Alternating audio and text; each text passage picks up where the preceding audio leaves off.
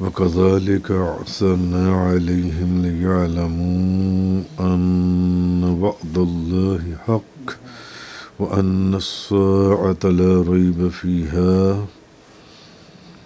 إِذْ يَتَنَازَعُونَ بَيْنَهُمْ أَمْرَهُمْ فَقَالُوا ابْنُوا عَلَيْهِمْ بُنْيَانًا رَبُّهُمْ أَعْلَمُ بِهِمْ قال الذين غلبوا على أمرهم لنتخذن عليهم مسجدا۔ آج سورۃ الکہف کی آیت نمبر 21 سے بیان ہے، اور اس طرح ہم نے لوگوں کو ان کے حال سے واقف کر دیا تاکہ ان کو یقین ہو جائے کہ اللہ کا وعدہ برحق ہے اور قیامت میں کوئی شک نہیں ہے۔ جب لوگ ان کے معاملات میں بحث کرنے لگے تو انہوں نے کہا ان کے غار کے قریب عمارت بنا دو، ان کا رب ہی ان کے حالات کو زیادہ جاننے والا ہے۔ جو لوگ ان کے معاملات پر زیادہ حاوی تھے انہوں نے کہا ہم ضرور بضرور ان کے قریب مسجد بنائیں گے۔ تو اب آج سورۃ الکہف کی آیت نمبر 21 سے بیان ہے۔ اصحاب کہف کا بیان آپ شروع سے سمجھ رہے ہیں اور پڑھ رہے ہیں۔ اب فرمایا یہ جا رہا ہے اصل میں کہ جب وہ لوگ آئے یا پھر وہ بادشاہ آیا، یملیخا نے جا کر ساری بات بتائی اور ان کو پکڑ لیا گیا، اور پھر جب بادشاہ نے خود آ کے دیکھا تو بے شمار دنیا کو یہ یقین ہو گیا کہ اگر اللہ 300 سال سلانے کے بعد دوبارہ اٹھا سکتا ہے تو پھر مرنے کے بعد بھی قیامت والے دن دوبارہ زندہ کر سکتا ہے جو ان سے، تاکہ ان کو یقین ہو جائے کہ اللہ کا وعدہ برحق ہے اور قیامت میں کوئی شک نہیں ہے۔ یہاں تک ہم سب پیچھے جون سے پڑھ آئے تو ہم نے ان لوگوں کو اصحاب کہف کے احوال پر اس لیے مطلع کیا تاکہ لوگوں کو یقین ہو جائے کہ اللہ نے جو وعدہ کیا ہے کہ وہ لوگوں کی روح قبض کرنے کے بعد ان کو پھر زندہ کرے گا، اس کا یہ وعدہ برحق ہے۔ اللہ کا یہ جو وعدہ ہے کہ اس نے لوگوں کو ان کو مرنے کے بعد، وہ لوگوں کی روح قبض کرنے کے بعد ان کو پھر سے زندہ کر دے گا، یہ اللہ کا وعدہ برحق ہے، یہ ایسا ہونا ہی ہونا ہے۔ کیونکہ اس وقت کا جو بادشاہ ہے، اس وقت کا بادشاہ، وہ ایک روایت میں ہے کہ وہ مرنے کے بعد دوبارہ اٹھنے کا اعتقاد نہیں رکھتا تھا، لیکن وہ اپنے کفر کے باوجود منصف مزاج تھا۔ تو اللہ نے اصحاب کہف کے واقعے کو اس بادشاہ اور اس کے ہم مشرب لوگوں کے لیے دلیل بنا دیا۔ اور ایک قول یہ ہے جو کہ پہلے بھی میں نے آپ سے عرض کیا کہ وہ بادشاہ تو چاہتا تھا، اس نے تو دعا بھی کی تھی جو ان سے ہے، مگر اس زمانے کا کہ جو لوگ ہیں ان میں آپس میں ایک اختلاف ہو گیا تھا۔ بعض لوگ کہنے لگے تھے کہ جسم اور روح دونوں کو اٹھایا جائے گا، اور بعض لوگ کہتے تھے کہ نہیں، صرف روح کو اٹھایا جائے گا، جسم کو زمین کھا جائے گی۔ مگر ایک گروہ، ایک فرقہ کہتا تھا کہ نہیں اٹھایا جائے گا، دوسرا فرقہ کہتا تھا نہیں اٹھایا جائے گا، اور اس کے اوپر بحث اور ایک تنازع بہت زیادہ بڑھ گیا تھا جو ان سے۔ تو ان کا بھی پھر کانسیپٹ یہ تھا کہ ایک فرقہ کہتا تھا کہ روح کو اور جسم کو دونوں کو اٹھایا جائے گا، جسم کو بھی اور روح کو بھی، مگر دوسرا فرقہ کہتا تھا کہ نہیں، صرف روح کو اٹھایا جائے گا، جسم کو زمین کھا جائے گی۔ تو اب وہ بادشاہ جو ہے وہ اللہ سے گڑ گڑا کر دعا کرتا تھا کہ اللہ تعالیٰ کوئی ایسی نشانی ظاہر فرما دے جس سے اس مسئلے میں جو حق بات ہے لوگوں کے سامنے اس کی دلیل ظاہر ہو جائے جو ان سے۔ تو اللہ تعالیٰ نے پھر اس وقت بادشاہ کے سامنے اصحاب کہف والا جو واقعہ ہے یہ سارا ظاہر کر دیا، کیونکہ میں نے کل کے بیان میں عرض کیا تھا کہ جب ادھر اس بادشاہ نے دعا کی تو ادھر اللہ تعالیٰ نے اصحاب کہف کو نیند سے جگا دیا جو ان سے۔ تو اس واقعے سے پھر بادشاہ کے پاس یہ دلیل آ گئی کہ جسم پر موت طاری ہونے کے بعد ان کو پھر سے زندہ کیا جا سکتا ہے. جو خدا 300 سال سلانے کے بعد جگا سکتا ہے وہ پھر جسم کو مردہ کرنے کے بعد، موت دینے کے بعد بھی ان کو زندہ کر سکتا ہے. کیونکہ اتنی طویل، اتنی لمبی نیند کے بعد ان لوگوں کا 309 سال کے بعد دوبارہ سے بیدار ہو جانا جو ان سے یہ موت کے بعد زندہ ہونے سے ایک ریزمبلنس رکھتا ہے، ایک اس میں مشابہت پائی جاتی ہے. تو لوگوں نے پھر کہا کہ جب اللہ اس پر قادر ہے کہ 309 سال تک ان کے جسموں کو محفوظ اور سلامت رکھ سکتا ہے، یعنی اس کو زمین نے نہیں کھایا اور وہ بغیر کھائے پیے زندہ رہے، تو وہ سلامت رکھا، تو وہ پھر جسموں پر موت آنے کے بعد ان کو دوبارہ سے زندگی بھی بخش سکتا ہے اللہ تعالیٰ. اور میدان حشر میں اللہ تعالیٰ ان کو جمع کرنے پر بھی قادر ہے، تو اصحاب کہف کی وفات کے بعد اب آگے یہ فرمایا گیا جو ان سے کہ ان کے جب وہ لوگ ان کے معاملے میں جھگڑنے لگے تو پھر ایک فیصلہ یہ ہوا کہ ان کے غار کے اوپر کوئی عمارت بنا دو، کیونکہ ان کا رب انہیں خوب جانتا ہے. جو لوگ اپنے کام میں غالب رہے تھے انہوں نے کہا ہم ضرور ان کے قریب ایک مسجد بنائیں گے. تو اصحاب کہف کی وفات کے بعد اب جب وہ فوت کر دیے گئے، ان کے ارد گرد عمارت بنانے میں کہ جہاں وہ فوت ہوئے تھے وہاں ان کے قریب ہی عمارت بنانے میں اب لوگ جھگڑنے لگے. تو کہنے لگے کہ ان کے غار کے اوپر کوئی عمارت بنا دو، ان کا رب انہیں خوب جانتا ہے. تو جو لوگ اپنے کام پر غالب رہے تھے یعنی بیدروس بادشاہ اور اس کے ساتھی، انہوں نے کہا کہ ہم ضرور یہ جہاں فوت ہوئے ہیں ان کے غار کے ساتھ، یا جہاں یہ سوتے رہے اور پھر جہاں یہ فوت ہو گئے ان کے غار کے ساتھ ہم ضرور ایک مسجد بنائیں گے جس میں اس وقت کے مسلمان نماز پڑھیں گے اور ان کے قرب سے برکت حاصل کریں گے. اب اس چیز سے ایک چیز تو ثابت ہو گئی کہ بزرگوں کے مزارات کے قریب مسجدیں بنانا یہ اہل ایمان کا صدیوں نہیں ہزاروں سال پرانا طریقہ ہے. اس چیز سے یہ بات ثابت ہو گئی اور یہ قرآن کی آیت سے ثابت ہو گئی. جن سے اس چیز سے معلوم ہوا کیونکہ ان میں یہ جھگڑا پیدا ہو گیا، انہوں نے کہا کہ ہم یہاں مسجد بنائیں گے، ہر صورت میں مسجد بنائیں گے. تو اس سے یہ بات پتہ چل گئی کہ بزرگوں کے مزارات کے قریب مسجدیں بنانا یہ اہل ایمان کا طریقہ ہے، یہ اہل ایمان کا کام ہے. کیونکہ وہ بیدروس اور اس کے ماننے والے جو ان سے تھے وہ ایمان والے لوگوں میں سے تھے. وہ تو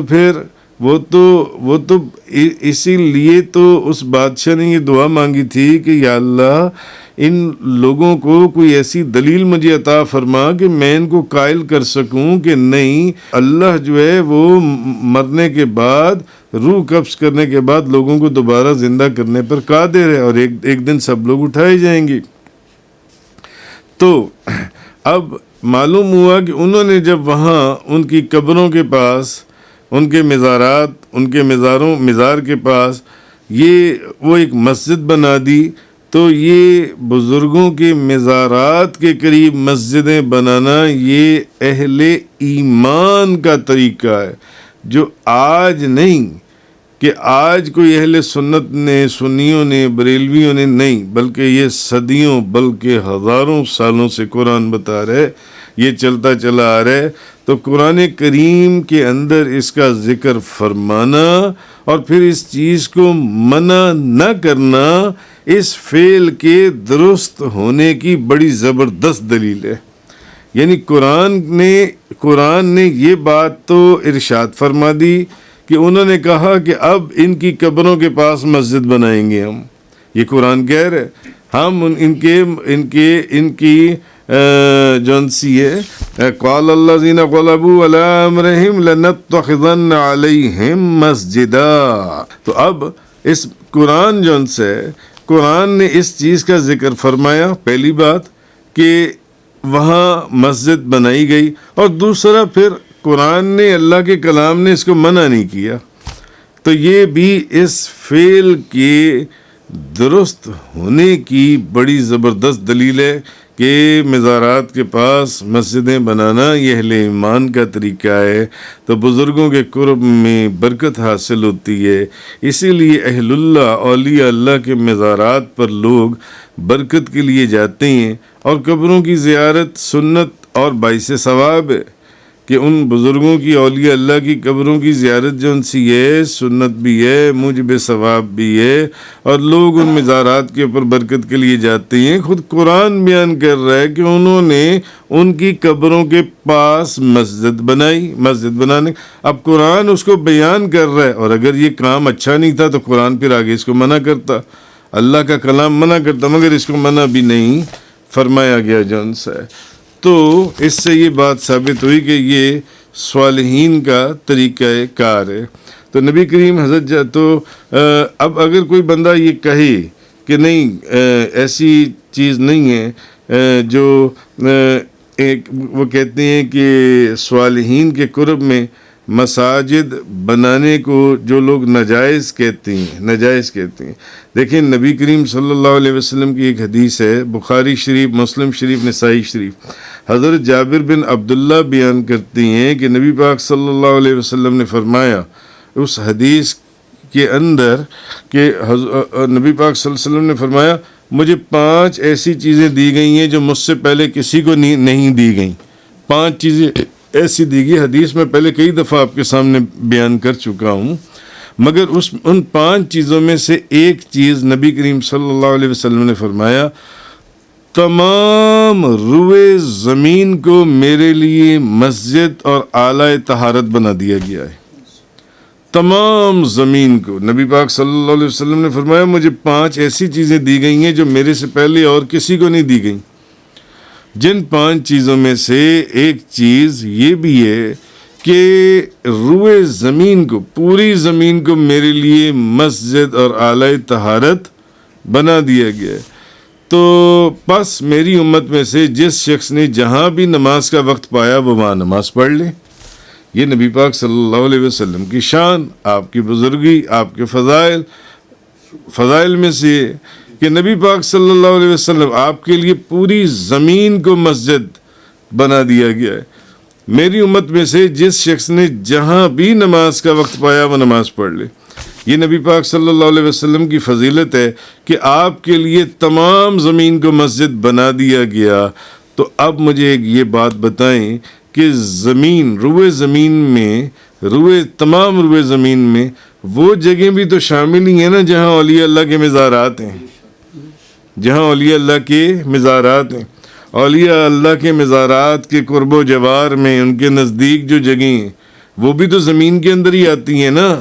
تو نبی کریم صلی اللہ علیہ وسلم نے فرمایا میری امت میں سے جس شخص نے جہاں بھی نماز کا وقت پایا وہ نماز پڑھ لے. لہذا تو اس کا مطلب ہے کہ اولیاء اللہ کے مزارات کے قریب جو مسجدیں ہیں وہ بھی اس حدیث کے تحت اس کے حکم میں داخل ہوتی ہیں. لہذا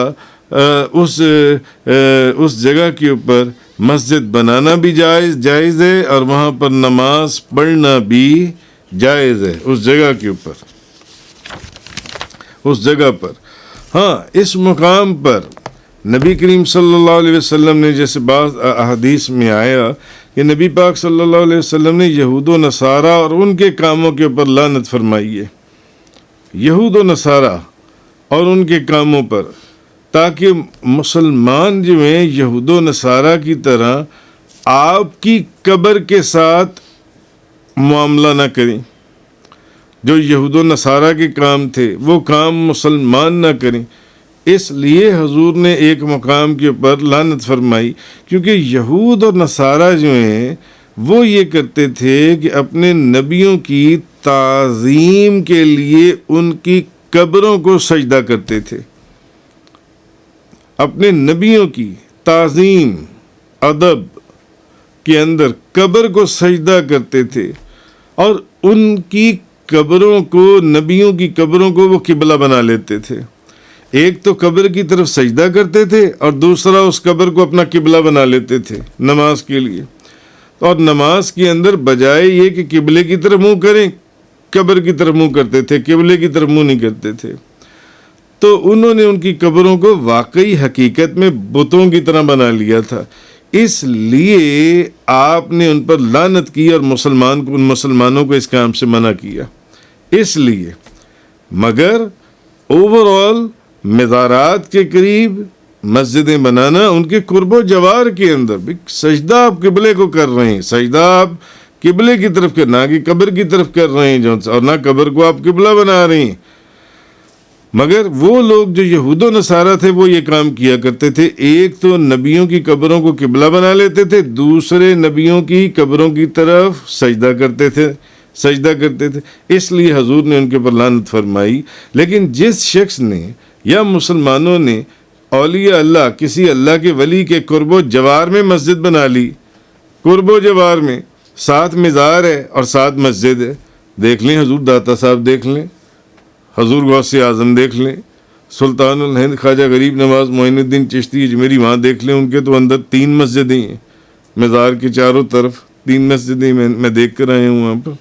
اور آپ بابا فرید صاحب چلے جائیں، 2 مسجدیں ہیں، مزار شریف کے دائیں طرف بھی بائیں طرف بھی جون سے ساتھ جڑی ہوئی ہیں مزار شریف کی۔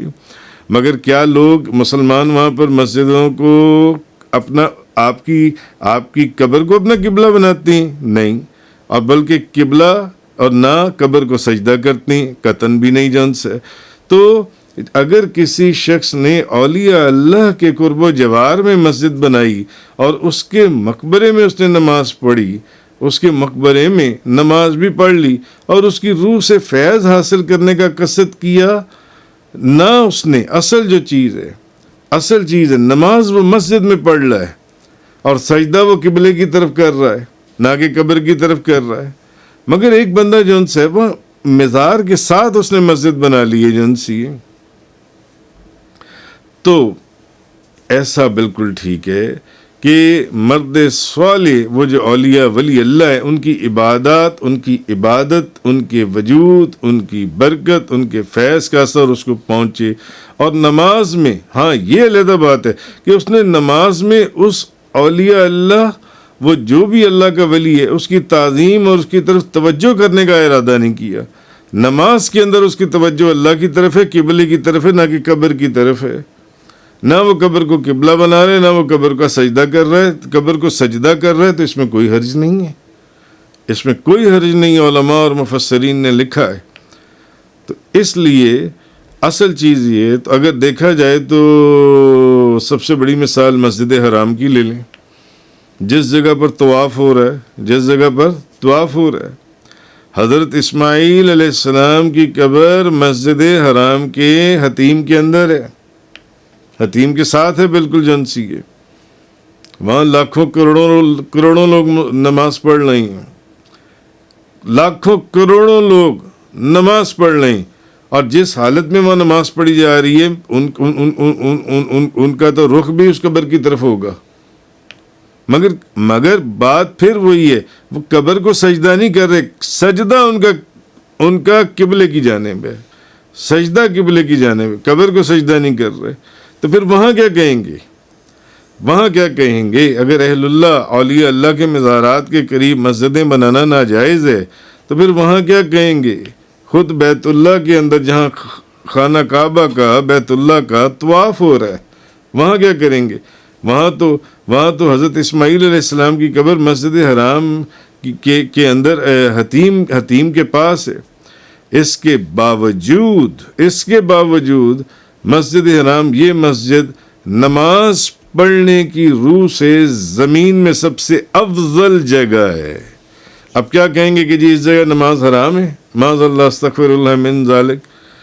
ہاں، یہاں کیا کہیں گے؟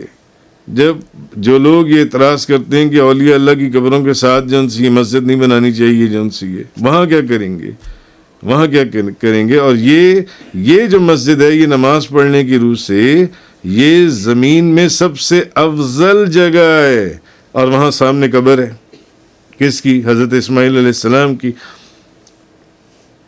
تو یہ چیز ہے، اس چیز کو سمجھنا چاہیے۔ حضرت بی بی عائشہ صدیقہ رضی اللہ تعالیٰ عنہ بیان کرتی ہیں، جس مرض سے نبی پاک صلی اللہ علیہ وسلم صحت مند نہیں ہوئے، اس میں آپ نے فرمایا اللہ یہود اور نصارہ پر لعنت کرے، انہوں نے انبیاء کی قبروں کو مسجدیں بنا لیا۔ اس لیے کہ وہ مسجد، انہوں نے انبیاء کی قبروں کو مسجدیں بنا لیا۔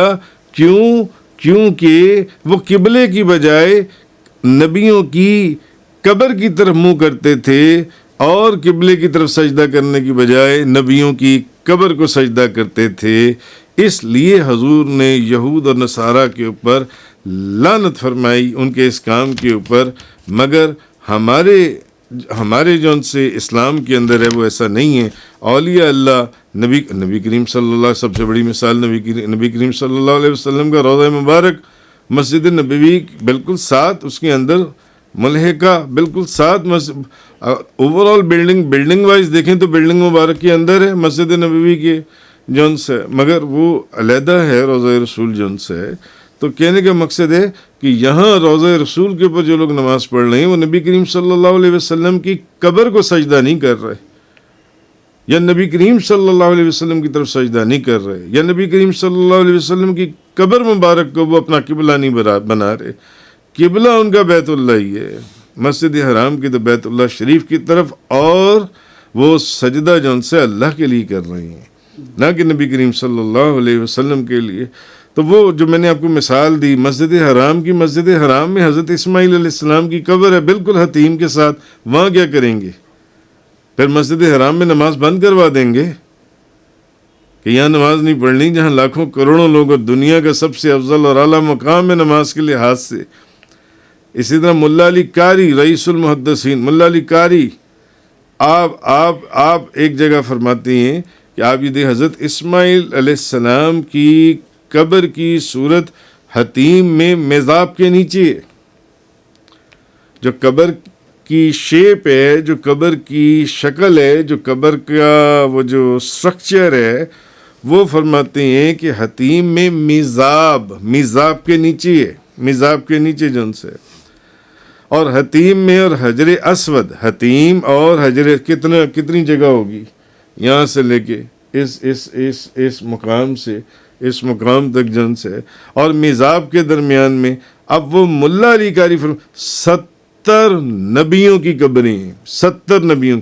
پہلے جو میں نے آپ کو حوالہ دیا اس میں ایک حضرت اسماعیل علیہ السلام کی قبر جون سی ہے، مگر اب جو میں بات کر رہا ہوں، اب آپ مجھے بتائیے مرکات کے اندر یہ ہے کہ اس جگہ کے اوپر، جس جگہ پر حجر اسود اور میزاب کے درمیان کی جو جگہ ہے وہ خانہ کعبہ کے ساتھ، جہاں لوگ طواف کر رہے ہیں اور جہاں لاکھوں کروڑوں لوگ نماز پڑھ رہے ہیں، تو کیا وہ ان 70 نبیوں کی طرف سجدہ کر رہے ہیں حالانکہ ان کی قبریں بیچ میں ہیں؟ بیچ میں کیا وہ ان قبروں کی طرف سجدہ کر رہے ہیں؟ نہیں۔ کیا انہوں نے ان قبروں کو قبلہ بنا لیے؟ نہیں، ایسا نہیں۔ تو اس کا مطلب یہ کہ قبروں کے ساتھ، مزارات کے ساتھ مسجدیں بنانا یہ باعث برکت ہے اور باعث رحمت ہے، اس میں کوئی ایسی قباحت کی بات ہی نہیں ہے، ورنہ پھر یہاں پر کیا کریں گے جون سے۔ تو علامہ صدر الفاضل سید محمد نعیم الدین مراد آبادی وہ لکھتے ہیں کہ اس آیت سے اب یہ معلوم ہوا کہ مزارات کے قریب مسجدیں بنانا اہل ایمان کا بڑا پرانا طریقہ ہے، اور یہ تو بنی اسرائیل سے چلتا چلا آ رہا ہے۔ اس بادشاہ نے، بیدروس نے، اور وہ جو اس کے ساتھ لوگ تھے، انہوں نے وہاں پر مسجد بنائی جون سی ہے، اور قرآن پاک میں اس کا ذکر فرمایا جانا اور اس چیز سے منع نہ فرمانا اس کام کے درست ہونے کی بڑی زبردست دلیل ہے۔ یہ سب سے بڑی دلیل ہے جن سی ہے کہ قرآن نے بھی اس فعل کو بیان کی ہے کہ وہاں پر ان کی قبروں کے ساتھ مسجد بنائی گئی، اور پھر اس کو منع نہیں کیا کہ یہ انہوں نے برا کام کیا۔ تو اس کا مطلب ہے کہ یہ بڑی زبردست دلیل ہے قرآن سے کہ مزارات کے ساتھ مسجدوں کا بنانا یہ باعث برکت ہے، رحمت ہے۔ تو اس سے معلوم ہوا کہ بزرگوں کے قرب و جوار سے برکت حاصل ہوتی ہے، اسی لیے اہل اللہ، اولیاء اللہ کے مزارات پر لوگ برکت کے لیے جایا کرتے ہیں، اور قبروں کی زیارت اور سنت یہ سب کچھ ثواب ہے جو ان سے یہ چیز انہوں نے فرمائی اس کے اندر۔ تو یہ اللہ تبارک و تعالیٰ نے یہ جو اس آیہ کریمہ کے اندر ارشاد فرمایا آیت نمبر 21 کے اندر، وَكَذَلِكَ عَصَرْنَا عَلَيْهِمْ لِيَعْلَمُوا أَنَّ وَعْدَ اللَّهِ حَقٌّ وَأَنَّ السَّاعَةَ لَا رَيْبَ فِيهَا إِذْ يَتَنَازَعُونَ بَيْنَهُمْ أَمْرَهُمْ فَقَالُوا ابْنُوا عَلَيْهِمْ بُنْيَانًا رَبُّهُمْ أَعْلَمُ بِهِمْ قَالَ الَّذِينَ غَلَبُوا عَلَىٰ أَمْرِهِمْ لَنَتَّخِذَنَّ عَلَيْهِمْ مَسْجِدًا۔ تو پھر جو لوگ ان کے معاملات پر زیادہ حاوی تھے انہوں نے کہا ہم ضرور بس ضرور ان کے قریب ان کی قبروں کے پاس مسجد بنائیں گے۔ وآخر الدعوانا ان الحمد للہ رب العالمین۔ تفسیر قرآن کا یہ لیکچر انگلش میں سننے کے لیے براہ کرم ڈسکرپشن میں موجود لنک پر کلک کریں۔